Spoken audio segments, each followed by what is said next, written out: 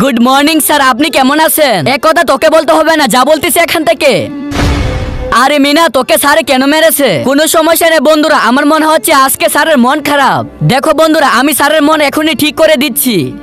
Sir এই ধরেন, আমি আপনার ফেভারিট খাবারটি বানিয়ে নিয়ে এসেছি। কি রে, আমি তোকে কতবার বলবো আমার সাথে আর কথা বলবি না? যা সর বলতেছি এখান থেকে। আরে স্যার আজকে আমার সাথে এরকম করতেছে কেন? কিছুই তো বুঝতেছি না। আরে ইয়ার, আমাদের এত ভালো স্যারের আজকে কি হলো? কিছু তো সমস্যা আছে।